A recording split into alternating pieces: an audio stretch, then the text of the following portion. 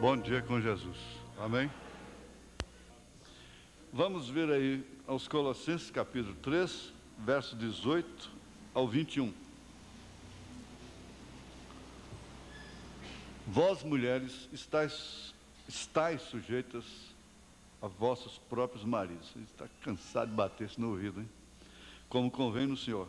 Vós, maridos, amai as vossas mulheres e não vos irriteis contra elas. Vós, filhos, obedecei em tudo a vossos pais, porque isto é agradável ao Senhor. Vós, pais, não irriteis a vossos filhos, para que não percam o ânimo. Nós te agradecemos, Senhor, porque podemos cantar mais uma vez, e nesta hora eu me lembro do saudoso irmão Juca. Ó quão cego andei, perdido vaguei. E nós estamos aqui sempre aprendendo do Senhor. O Senhor disse: aprendei de mim, que sou manso e humilde de coração, encontrareis descanso para as vossas almas. Tudo o que nós queremos dizer é para o bem de todos, é para a salvação. Sabemos que a exortação, a correção na hora não é de gozo, não dá muito gozo, muito prazer, mas disse São Paulo que depois ela traz um fruto pacífico, benigno, gostoso, que causa paz no espírito e nos identifica como filhos. Te suplicamos que esta graça não saia de sobre nós, em nome de Jesus Cristo. Amém. Assentai-vos, irmãos.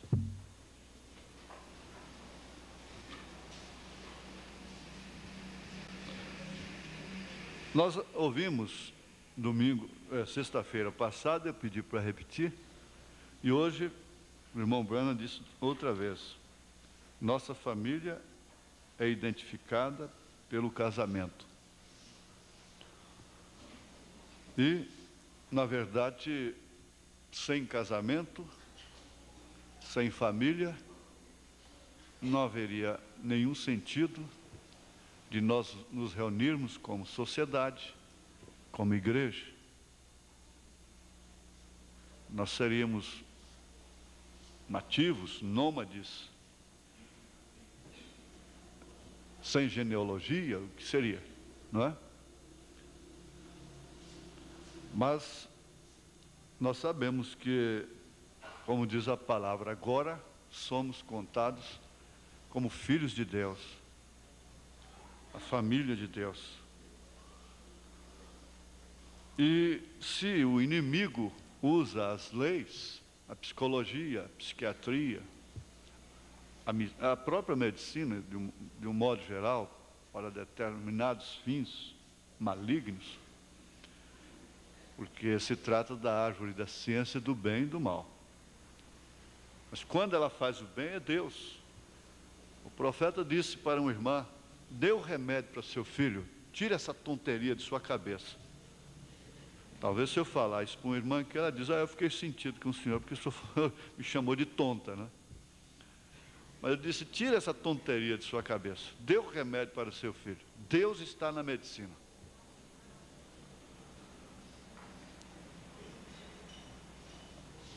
Deus está nas leis, isto é, foi Deus quem as criou. O diabo não tem poder criativo, ele só faz perverter o que foi criado por Deus. O poder dele é pervertedor, é perverter o original, a verdade. Por isso, nós, mais do que nunca, sabemos que nós estamos realmente no fim. No fim, conforme estudamos aqui, sexta-feira passada, naquele casamento, sobre o batismo. A mulher, de um modo geral, não me referindo às irmãs, e nem mesmo a muitas das descrentes até, há muitas mulheres boas, honestas. Eu tenho um vídeo daquela mulher falando Assim não, essa é a razão do casamento não existir hoje. Porque o homem, em outras palavras, deixou de ser o machão da casa. Deixando de ser o macho da casa, ele passou a ser um babaca. Babaca da casa, né? Então ela disse, é por causa, e as outras rindo dela. E o certo é que ela disse assim, eu estou feliz sim, porque eu fiquei no posto do meu dever. Já sepultei meu marido, e minha família está unida até hoje. Minha família não se desfaz fácil por causa disso. E, no entanto, ela não é, assim, aparentemente uma crente, não é? Pode ser até uma evangélica, não sei. Agora, a mulher perdeu o batismo de ser mulher, de ser esposa, de ser mãe, o instinto maternal, o ser feminina, de uma maneira completa. Foi o que ouvimos, aprendemos. Maria foi batizada para a sua missão. Isso recobrando apenas um pouquinho, né? E, por sua vez, o homem também. Eu estou aí com uma fita gravada já. Vai ser uma das introduções de um dos cultos sobre o desejo de mulher. Então, como diz o irmão Brenner, as mulheres vão ficar em alta com aquela fita, não é? Porque aí vamos traçar o perfil do homem que a mulher deseja, e mais do que isso, que ela precisa, que toda mulher quer. Então o homem, por sua vez, perdeu o batismo de marido, de pai, conforme temos estudado, o senso da responsabilidade, o sentimento de responsabilidade, a lucidez, o amor, o próprio amor. Isso é Bíblia. O amor tem esfriado.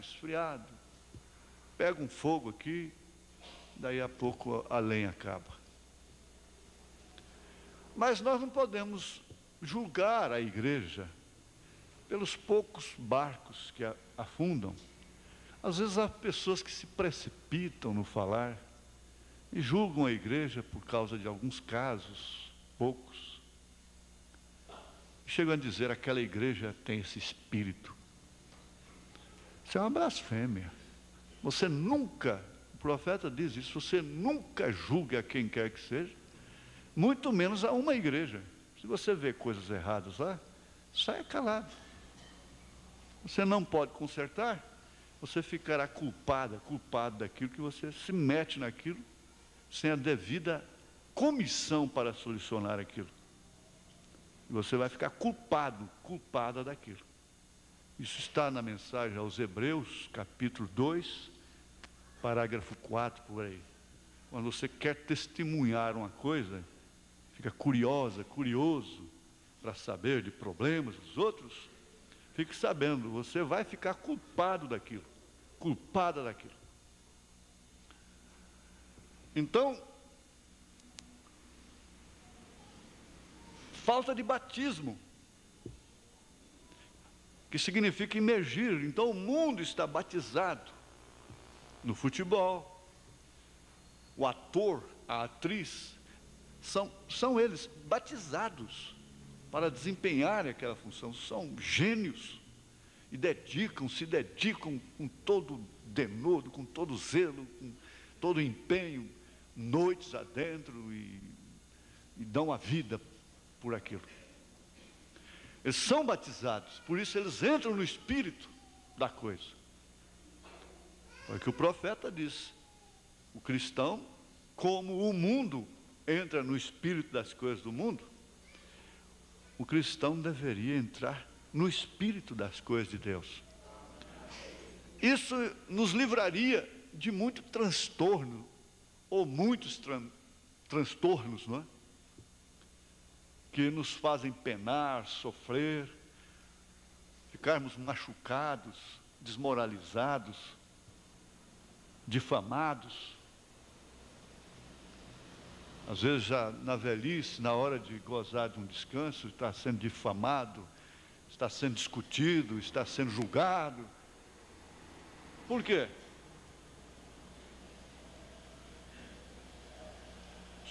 Não teria sido um descuido? Não teria saído fora do véu adentro? Não teria ficado assim isolado, isolada dos ruídos de fora? Então, praticamente é impossível ter um lar na forma da palavra, dessa forma que acabamos de ler. Mas parece que Jesus Cristo determinou que seria assim: 5 numa casa, 3 contra 2, 2 contra 3. Se dissesse 6, seria empatado, 3 contra 3. Mas número ímpar sempre fica desempatado, né? Um lado tem vitória, né? Um vence. Ele determinou que seria assim mesmo. Isso é uma lei da qual nós não podemos fugir. Então devemos encará-la como tal, como lei do Senhor, a lei que Deus criou, né? Mas nós vamos entrar aqui então na experiência do pai. Porque o tema aqui é a sexualidade na família. Mas nós não estamos abrangendo isso diretamente, esse fator. Nós estamos ampliando e encarando de uma forma generalizada todos os problemas em relação aos filhos, às crianças principalmente. Pois bem, o irmão Branham diz aqui, na mensagem Liderança Azul, a voz de Deus, parágrafo 27, ele diz: primeiro é o benefício da mãe, então a palavra do pai. Agora veja como é que ele vai encarar o pai. O que deve ser o pai? É bom que as moças, antes de se casarem, pensem nisso: meu marido vai ser o pai e eu vou ser a mãe. Então veja o que é o pai. Depois que a mãe dá a você o seu primeiro passo, então você olha para seu papai, todos nós, para acharmos sabedoria.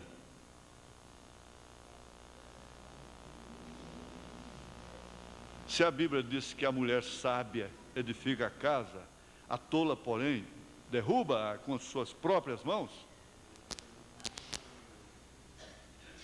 E o homem que não tem sabedoria?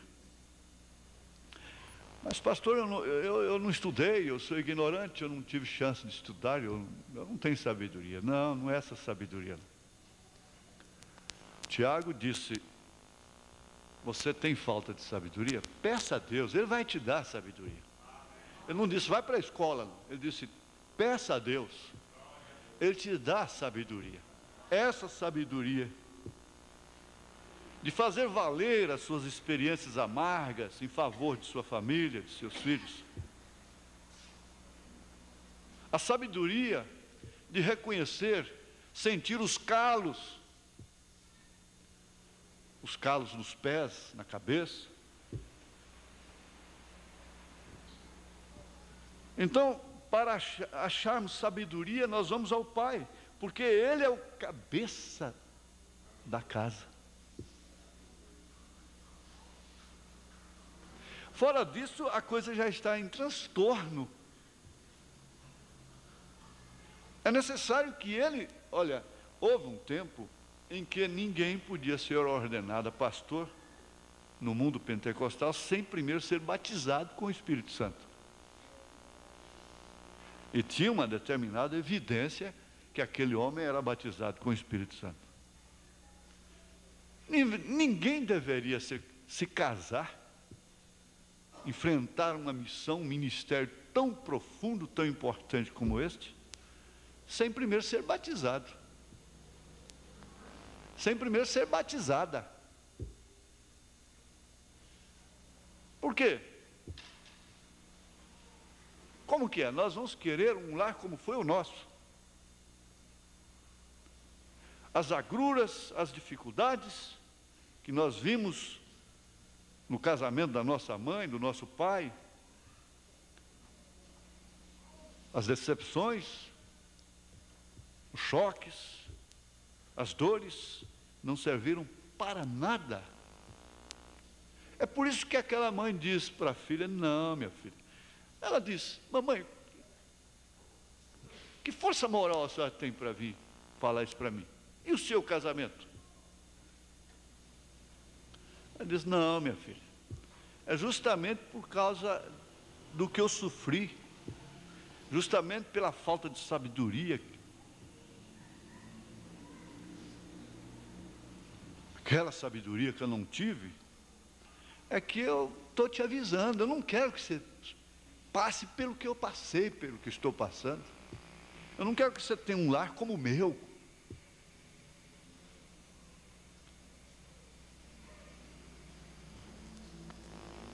Então ela disse para a filha: veja como estou acabada. Eu já estou praticamente velha. Você está se acabando comigo. A avó estava lá bem enrugada, bem acabadinha. Ela disse: mamãe, olha a sua mãe como está, hein? Elas têm sempre uma sabedoria, né, para isso. Elas respondem em cima. Quer dizer que a mãe dela tinha acabado com a avó, né? Então, o certo seria ela acabar com a mãe também. E depois o certo é a filha que vem acabar com ela. E fazer essa corrente. Mas não é assim. Não há porquê. Não tem que ser assim. Porque ele é o cabeça da casa. E ele normalmente, não que ele seja mais inteligente, veja, irmão, mas ele apenas é feito líder da sua família. O homem, para casar, deve pensar: eu vou ser o líder da minha família. A mulher diz: eu tenho um líder. Eu tenho um líder. Agora, essa liderança, ela é manifestada através da prática, do dia a dia. Não é impor uma liderança por força, por violência, coisa que nem Deus faz com sua igreja. Mas, ao longo do tempo, ao passar do tempo, a própria esposa, os próprios filhos, falam: olha, quando ele fala, é verdade, hein? Tem alguma coisa nisso aí, a se pensar. Por quê? Porque todas as vezes eu dizia para minha mãe: oh, mãe, por favor, não fala não. Eu já nem queria que ela falasse. E eu ficava como, às vezes, como aquele menino: pode jogar o papelzinho fora? Às vezes, querendo saber o que eu devo fazer com o papelzinho. Mas quando, na hora que era um passo que determinaria até a minha vida toda depois, esse eu não quis consultar ela. Porque eu já sabia da sua resposta. Eu não lhe dei a mínima satisfação. Depois é que vem: ah, mãe, olha o que eu estou passando. Mãe chorando, e mãe orando. Mas, antes, não, agora, para jogar o papelzinho fora, mamãe, o que a senhora acha? Eu posso jogar esse papelzinho fora? Coisa sem significância. Há muitos membros que fazem isso com o pastor também. Pode jogar o papelzinho fora, pastor?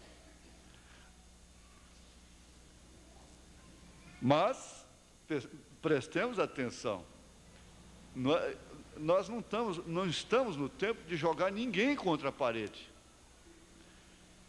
Uma coisa está estabelecida entre nós: pega onde pegar, me ofenda o quanto ofender, eu vou concordar com toda a Bíblia, com toda a mensagem, com tudo que é puro, com tudo que é honesto, com tudo que é verdadeiro. Pega onde pegar em mim. E a igreja pense nisso também. Se você pensar assim, dessa forma, você nunca se ofenderá com a palavra. Jesus disse que a semente cai em vários lugares, e tem um que se ofende com a palavra. Por quê? Tiveram a infelicidade de ter mais relacionamento com o pregador?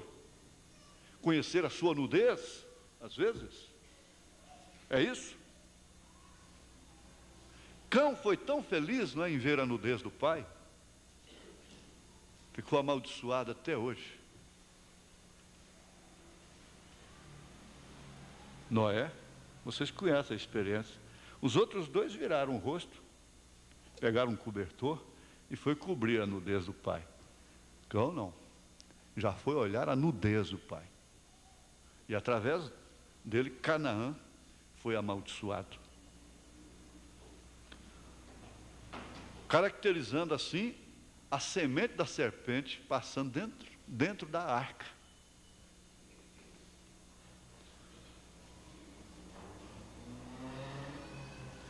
O profeta diz, é justamente nessa hora que Deus quer ver como que você vai proceder, de que forma que você vai agir. É quando ele está na sua mão. Aquele casal estava na mão do profeta. O profeta diz, eu não sou culpado disto aí. Eu não posso falar como o profeta falou. Nenhum de nós que seja mais autêntico, mais sincero, não falaria. Eu não sou culpado disso aí, porque às vezes não é culpado daquilo, mas é culpado de coisa pior até. Culpado no mínimo, culpado no máximo. Sim, foi exatamente assim que o irmão Branham examinou a coisa. Mas o certo é que quando aquele casal estava nas suas mãos, ele disse, eu os perdoo. E caiu um poder tremendo na reunião. Foi isso que aconteceu. Então, às vezes, olha, não tem uma pessoa que esteja mais na sua mão do que essa pobre criança inocente, que não tem culpa de nada. Ela não pediu para nascer.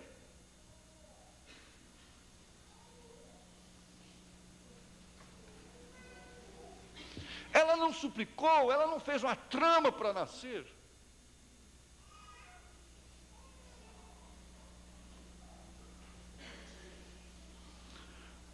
Essa criança está nas suas mãos. Essa mulher está nas suas mãos. Essa família está nas suas mãos. Quantos homens ficam nas mãos de uma mulher? Homens importantes. Ficam nas mãos de uma mulher apenas.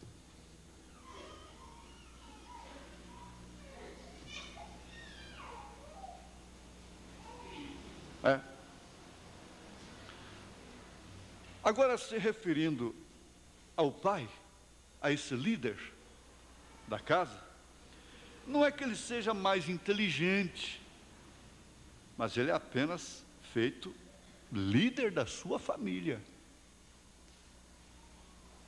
E a família não perde por respeitá-lo como tal, como líder. De modo que conseguimos que o nosso pai diz para fazermos. Quando ele diz, agora filho, eu gostaria que você fizesse certa e certa coisa. Então nós o ouvimos, por quê? Por quê? Porque é sabedoria.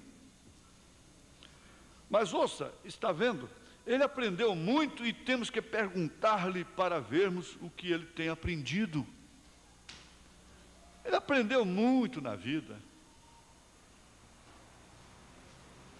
Aprendeu às vezes a custa de pancada. E então podemos tirar proveito por o que ele tem aprendido, o que ele tem sofrido. Ele nos diz: agora não vá fazer isto, filha. Não faça isto, filho. Na maioria dos casos, a filha sabe. E mesmo que seu pai não saiba, ele está dizendo: não faça isto. A mãe está dizendo: minha filha, não faça isto, mesmo sem saber. O filho sabe que a resposta do pai e da mãe é essa: não faça isto. Meu pai me disse para não fazer, mas eu fiz. E isso fez com que isto acontecesse para mim algo ruim. De modo que está vendo, então o papai, nos diz como fazer e o que fazer certo.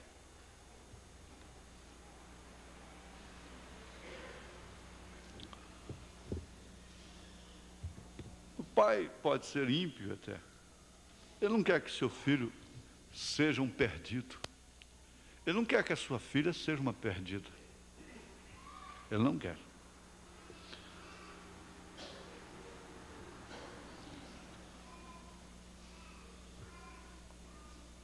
O repertório de comportamentos da criança, ao nascer, se restringe a reflexos neurofisiológicos e glandulares, embora tenha importância fundamental para a sua sobrevivência.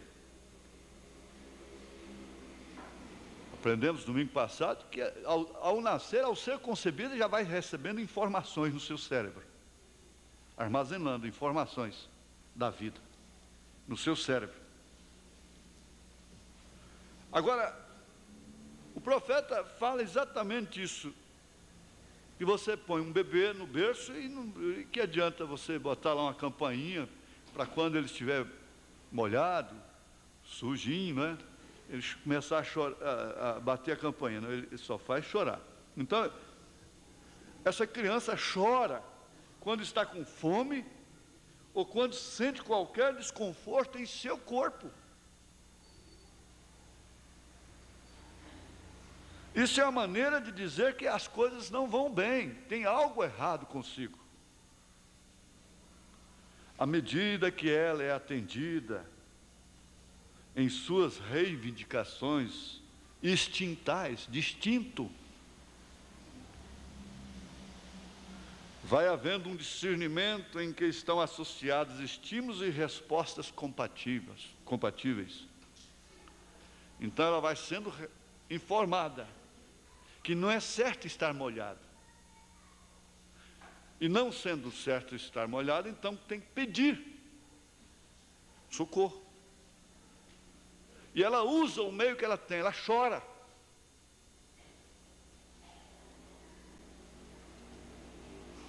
Mas quando ela vai crescendo, ela já vai crescendo com a informação do que é desconforto para o seu corpo, até que ela venha se autoproteger, isto é, proteger-se a si mesma, tomar conta do seu próprio corpo, tomar seu próprio banho, se alimentar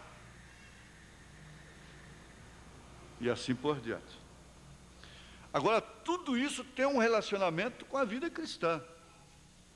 Nós também nascemos como bebês em Cristo.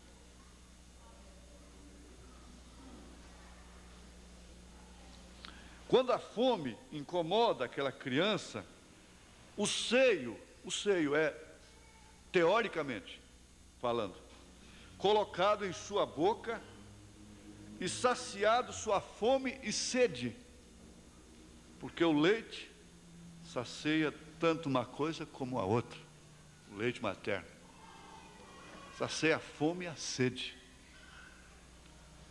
Quando ela está molhada, suas fraldas são trocadas e a sensação que ela tem é que valeu a pena chorar, porque a sensação é agradável. Então é quando ela pode sorrir, mostrar a gengivazinha. Isso é certo?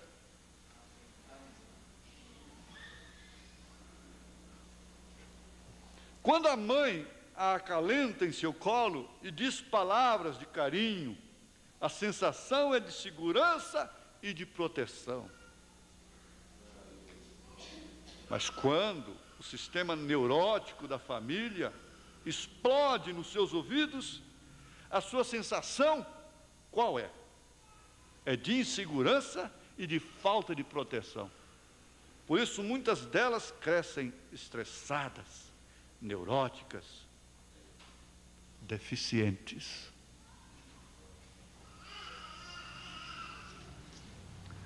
O cérebro vai enriquecendo com experiências novas à medida que ela vai se desenvolvendo no tempo e de acordo com a disposição dos adultos para se relacionar efetivamente com a criança. Então, nós aprendemos domingo passado aqui que a criança é, sem dúvida alguma, um motivo de respeito dentro de casa, que impõe falar baixo. Uma criança impõe os pais falarem baixo, falarem como gente. Uma criança impõe, ela está exigindo aquilo pela sua fragilidade, pela sua inocência, pela sua dependência. Ela impõe que os pais sejam educados. Ela impõe que os pais sejam prudentes. Ela impõe que os pais sejam honestos. Ela impõe que os pais não prostituem.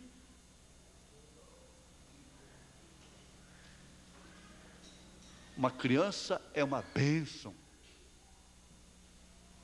desde que ela seja encarada como de fato o é.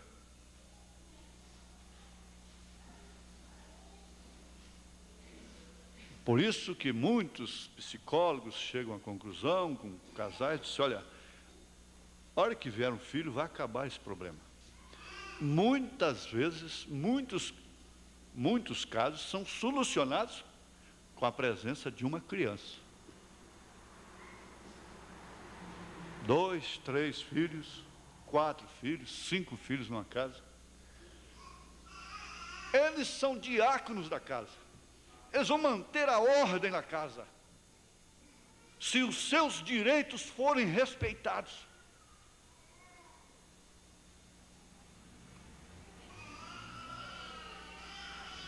Então depois vem esse protecionismo da criança, como da ecologia e coisa e tal, e dá um direito à criança que ela não precisa e que não deve ter.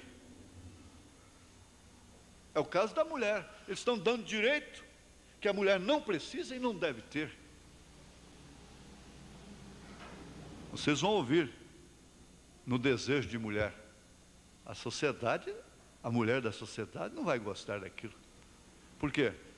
A mulher deseja ser protegida. E elas não aceitam. Não, proteção não. Eu mesmo me protejo. Eu já sei dar karatê, judô, atiro muito bem.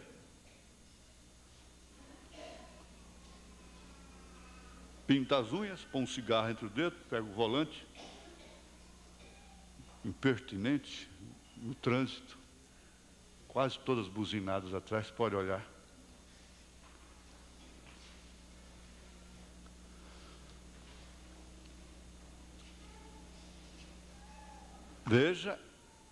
Veja só. Seria hoje o dia das crianças? Ou o dia da criança? Dia do pai, dia da mãe? Ora, gente, isso tudo é formalidade, banal. O dia é hoje, se chama hoje. A hora se chama agora. Hoje é o dia da namorada. Hoje é o dia do namorado. Hoje é o dia do pai. Hoje é o dia da mãe. Hoje é o dia da criança. Hoje é o dia da pátria. Hoje é o dia da igreja.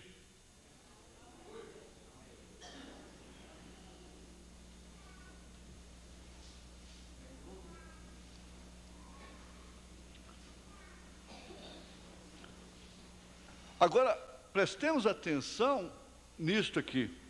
Se o ambiente é rico em estimulações positivas, estimulações positivas, agradáveis, sadias,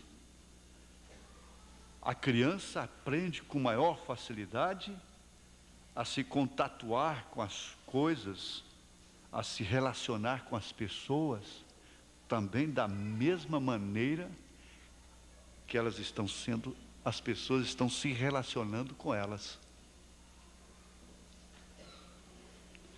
Isso não é profundo? Isso não é tremendo? Então, da maneira que os pais relacionam com seus filhos, eles também vão se relacionar com as pessoas. Aí vem a chamada educação do berço. Educação do berço ou de berço não quer dizer que, às vezes, como eu, nunca tive um berço. Tadinho. Meu berço foi um colchão de palha, um catre. Mas é berço, educação de berço.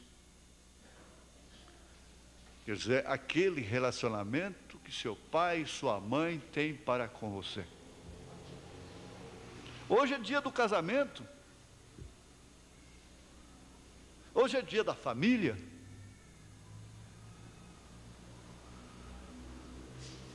A sorte daquela criança depende da saúde e da disponibilidade, da educação, do temor a Deus, dos adultos em amar. Depende da conduta dos adultos. O lar é a forma, no sentido amplo da palavra. Essa criança depende tudo de você.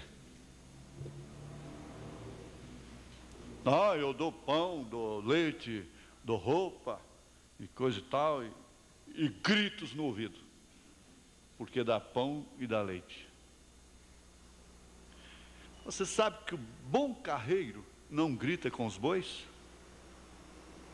O bom vaqueiro não vive xingando as vacas, gritando, dando pancada?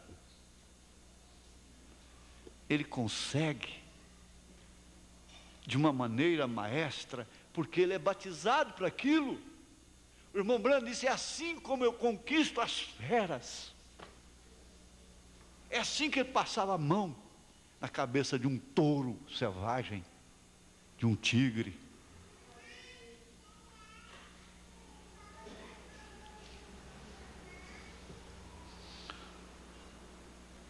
A criança tem necessidade inata de se associar a coisas da natureza para compreender seus eventos, para uma melhor integração cósmica no mundo.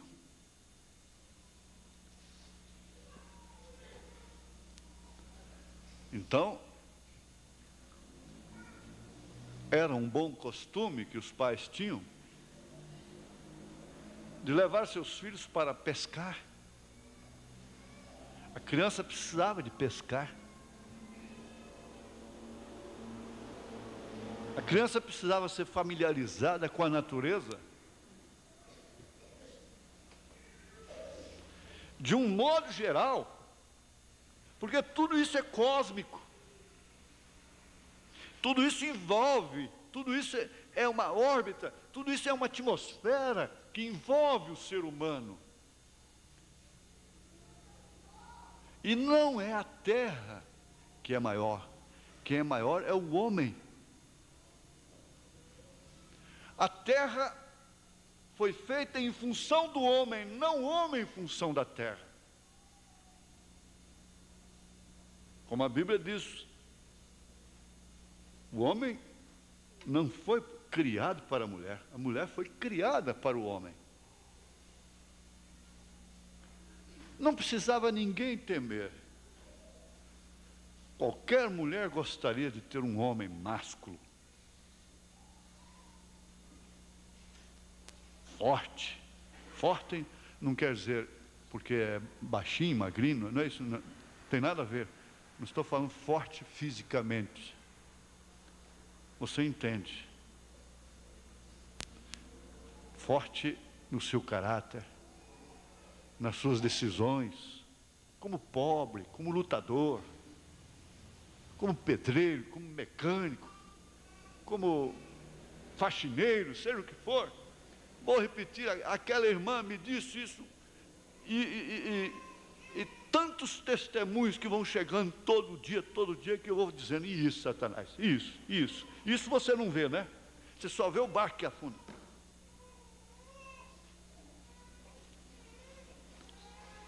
Então ela diz assim, não, meu marido tem problema, tem caminhão. Eu já pensei, bom, então já sei. Ela disse, só que tem uma coisa, ele faz qualquer serviço, nunca deixou faltar nada em casa. Lava banheiro, faz o que for, racha lenha, trabalha de servente, de pedreiro, faz qualquer coisa. Mas faltar o pão em casa nunca faltou.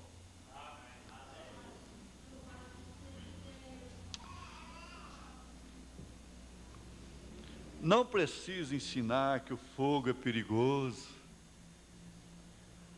mas se dá inteligentemente a oportunidade dela experimentar o calor. Pode-se confiar que o próprio estímulo limita e educa. Há um choquinho elétrico, enquanto ela não toma, ela não vai saber nunca o que é choque. Não, neném, não mete o dedinho na tomada, não. Deixa ela pôr pelo menos uma vez só, não dá. Aí ela vai saber o que é choque. Ela não sabe o que é choque. Eu já era garotão, isso tem mais de 15 anos atrás. Cheguei na casa de minha tia, uma Anitta ali, na Paranaíba. Está lá um soquete pendurado, sem lâmpada, bem, quase batendo na cabeça da gente. Chupando as laranjas lá, os meninos. E eu nunca tinha tido, só conhecia lamparina, né? Peguei o canivete.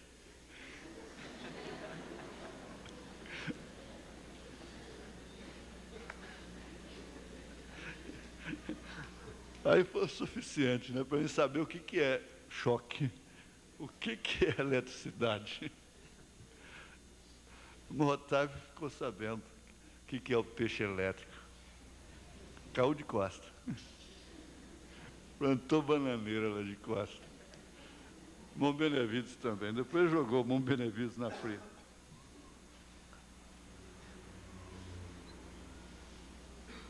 Deixa ela experimentar o calor.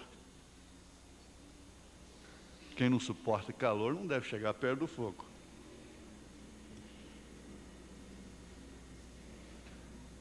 Não é preciso impor normas neuróticas, histéricas sobre seus filhos, sobre a criança, para interceptar a tendência exploratória natural do pequeno ser.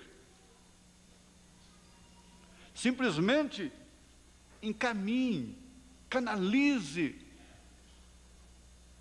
seus estímulos para o que é bom, para o que é viável. Você não pode impedir que ele seja uma criança. Aí então, irmão Branham, na mensagem eu acuso esta geração disso. Você tem que voltar lá para a idade de 17 anos, ver quem era você nos 17 anos de idade. Você simplesmente tem que estimulá-lo. A criança já pode levantar sozinha? Caiu ali, começou, oh, não, filhinho, levanta você. Você pode levantar, filhinha. Você pode levantar. E começa por aí. Mas tudo corre, já começa aquele sentimento de protecionismo.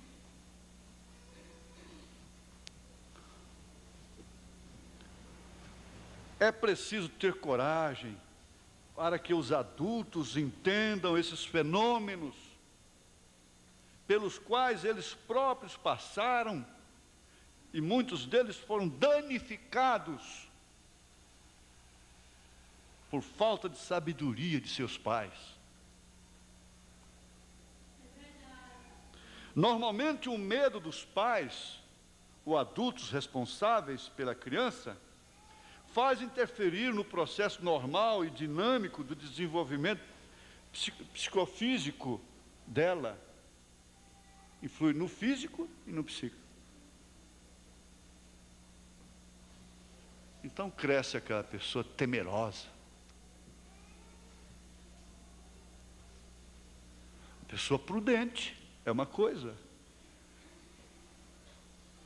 Eu nunca vi uma era de tanta mulher corajosa igual estamos vendo agora. Você encontra moça vindo da escola aí meia-noite, só com os livros debaixo do braço. Não tem mais nada. Viajam sozinhas, rodovia, você está viajando, pouco passa uma mulher para você.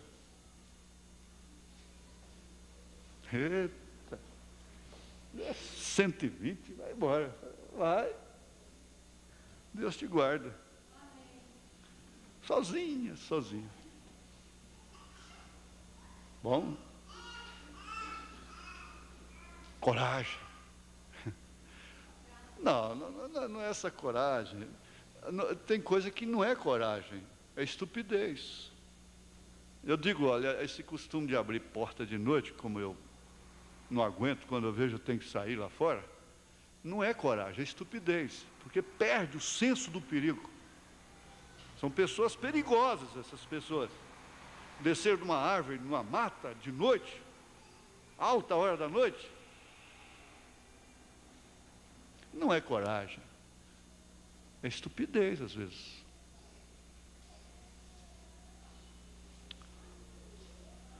Então, o senso exploratório de um ser humano é infinito, enquanto ele vive. Você está dando, sabe o que é? Você está dando apenas o fundamento. O fundamento é que vai determinar, é que vai edificar a casa na rocha. É o fundamento que vai determinar. Inclusive, de 1 a 6 anos de idade, cada pai, cada mãe deveria investir na alimentação apropriada. Eu estou com uma cena de uma criança esquelética, morrendo de fome, atrofiada mesmo, depois que eles começaram a dar o farelo de arroz para ela, que é a entre-casca que fica no arroz integral. Aí você vê depois como que ela modificou completamente. Os pais mesmo pobres deveriam investir na criança pelo menos 6 anos. Precisa de ovos, de preferência aquele ovinho lá de casa, da galinha caipira. Precisa de verdura, principalmente aquela verdurinha que você cuida lá, a couve, a alface, o tomate que você cuida no seu quintal, da banana que tem o potássio, de preferência a prata, a banana prata, seguida da maçã. Variar. Eu vi um estado aí que ele é campeão em fome, em desnutrição. Mas uma das causas é a alimentação de rotina, é aquilo a vida toda. Farinha de puba, não sei mais o que, pronto. E arroz branco. Então é aquela alimentação rotineira, não procura variar. E no corpo, o corpo humano carece de tudo que tem na terra. De tudo que tem na terra. A mãe deveria se preparar para alimentar o seu bebê, pelo menos, no mínimo, 6 meses, com seu próprio leite, seu próprio seio. Se houvesse uma conscientização, nós teríamos mais cabras do que vacas para dar leite para as crianças. Por causa da estrutura óssea da cabra, que equivale com a estrutura óssea do homem. E o leite puro da cabra é muito mais indicado para uma criança, quase igualando com o leite materno.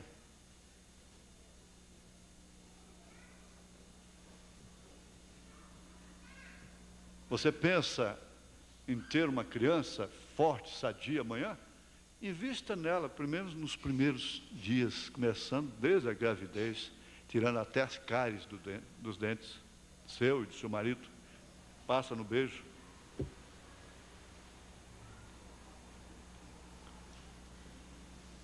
Olha, gente, isso não é impossível, é? Não é impossível. Aí é onde entra a sabedoria.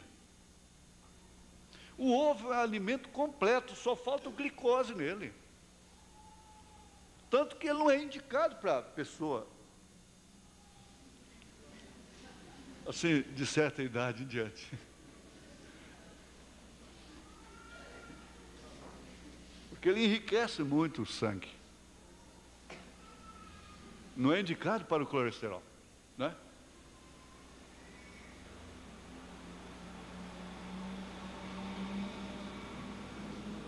A rapadura é uma fonte de energia e vocês deveriam preferir 1000 vezes um pedaço de rapadura do que um chocolate comprado lá, industrializado. Esses doces verdes, vermelhos, amarelos, bonitos, pipoca colorida, tudo anilina, tudo cancerígeno, tudo são atrofiantes de células. Não há sabedoria para aplicar o dinheiro. Por que gastais o vosso dinheiro naquilo que não é pão? Eu brinquei com a menina aqui, ó, no casamento aqui, de sexta-feira, falei, a primeira coisa que você vai fazer para o seu marido é uma farofa de jurubeba. Primeiro prato. Mas você quer saber de uma coisa? Todos os quintais deveriam ter jurubeba. É bom, é o comprimido lá, é o sonrisal é que é bom. Os comprimidos para o fígado, esse é bom. A jurubeba não. É amargo, né?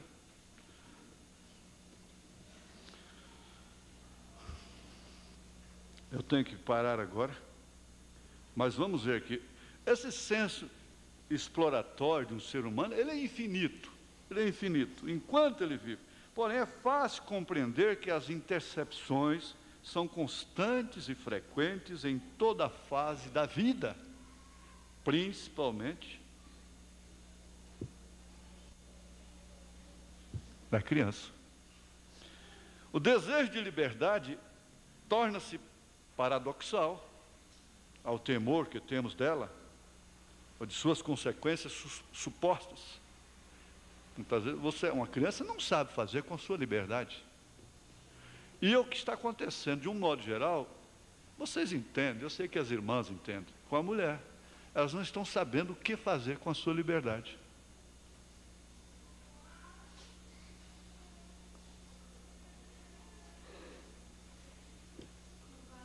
Uma criança não sabe o que fazer com a sua liberdade. Uma criança, um adolescente, uma moça, ela não pode namorar antes dos 16 anos de idade. Agora, isso, toda regra tem exceção. A mãe do irmão Brana casou com 15 anos de idade. Tudo bem. Casou-se com 15 anos de idade. Ela não tinha nem completado a sua formação, sua bacia não estava nem completa ainda. Ela não era adulta, pronta para um parto. A moça menor dos 16 anos, ela tem que ter sua mãe e seu pai como cabeça. E todos os rapazes deveriam respeitar isso. O oriental, às vezes, ele faz um compromisso com os 7 anos de idade, com a menina. Vai embora, vai trabalhar. Não fica fazendo chacota na casa dela. Está complicando a criança, não. Ele some no mundo, vai trabalhar. Depois que ele está adulto, que ele pode casar, então ele vem em casa, ela está esperando. Isso é diferente. Mas essa menina nova se apaixona de uma maneira cega. Ela não tem como discernir realmente.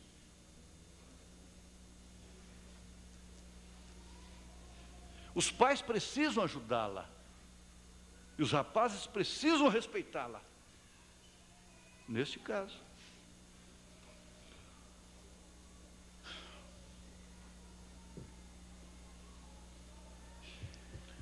O desejo de liberdade, veja. Bom, isso eu já li. Vamos terminar. Ela é uma liberdade. Essa liberdade da criança é uma liberdade vigiada. É uma liberdade amparada, protegida. Não quer dizer que a criança tem que ser solta e fazer o que bem entende.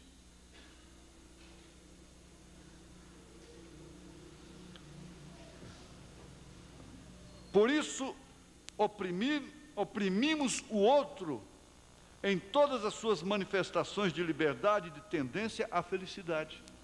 Lá em Brasília,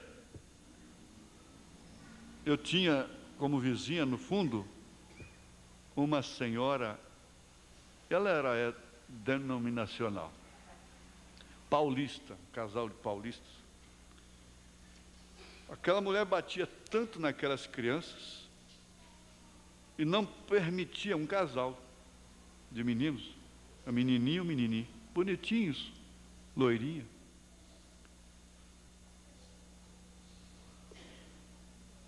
E a maior ignorância de um pai não permitir que a criança chore. Tem que apanhar sem chorar. Isso é estupidez.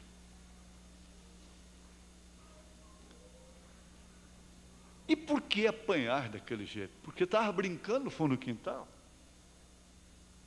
Porque era criança, ela tinha que pagar. O que faziam aquelas pobres criancinhas, lá presas num quintal, dia e noite, porque riliavam entre si, como crianças. Sabe, todos os dois estavam completamente gagos. Tanto segurar o choro, por fim já... E quando via a mãe, já começava a tremer. Grande vantagem. Eu não esqueço disso. Sempre fui austero, fui ignorante também, legalista. Já errei demais. Ainda vou errar mais. Mas não cheguei àquele extremo, não. É custoso a gente viver perto de uma situação daquela. Os filhos adoecem, ficam traumatizados.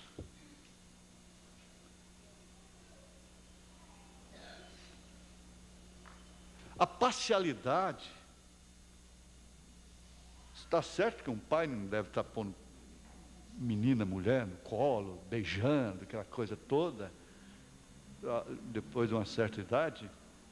Mesmo existe o próprio senso, né? Mostra limites, mas pais ignorantes que formam uma parcialidade entre filhos homens e mulheres, e a consequência é trauma.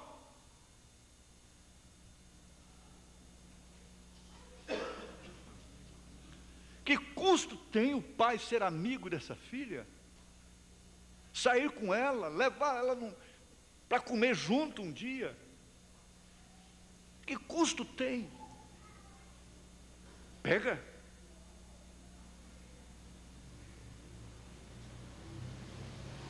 Não pode.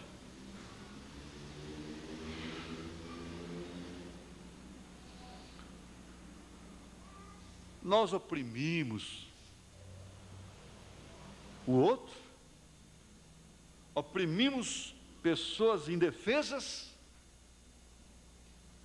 Quantas mulheres são indefesas? Indefesas.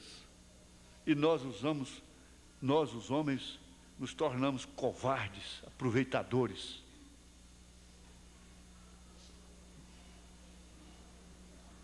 Porque elas se tornam indefesas. Se fosse uma rebelde, uma durona, uma entendida, uma meio lá, meio cá, há muito tempo que ela já tinha mandado ele catar mamona.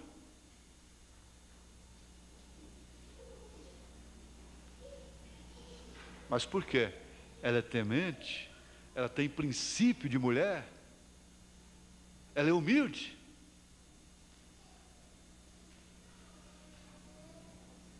A pomba é indefesa, ela é indefesa. Por isso que ela precisa do homem. Quando as crianças crescem vendo o quadro dentro de casa dessa forma, pode saber, a sequência dificilmente falha.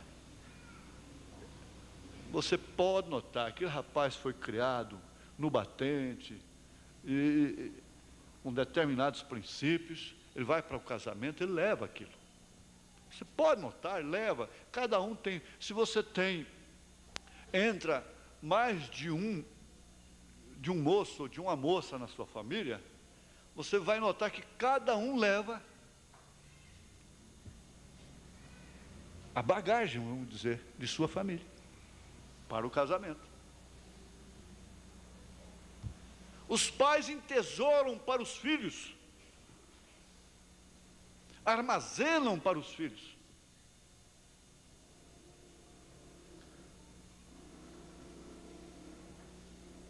E em nome de princípios e de doutrinas, criamos virtudes para as nossas repreensões. Paulo diz, para a nossa satisfação.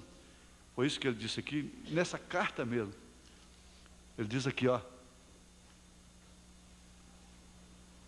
Acho que é isso mesmo, Colossenses 2, não é?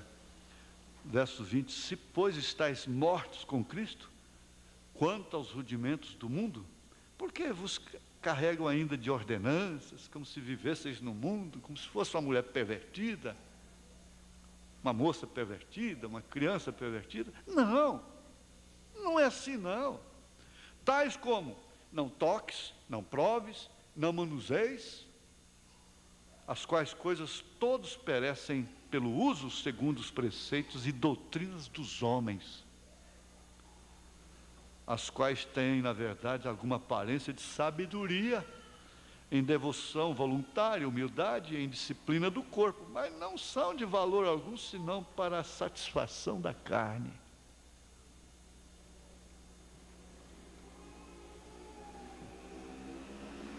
Aí somos liberais.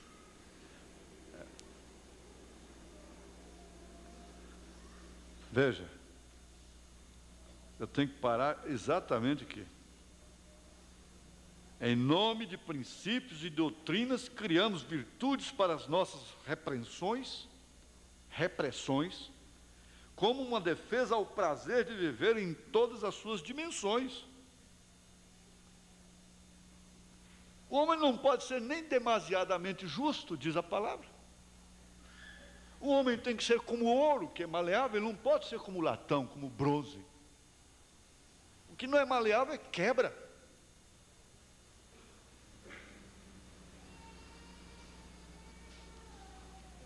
O que não é maleável não dá chance para conserto, para o arrependimento. Não pode ser levado ao fogo e derretido de novo.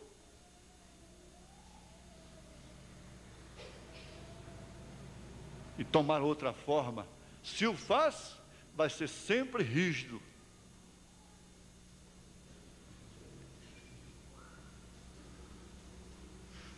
São 12, né? 12/93. O Senhor abençoe vocês todos.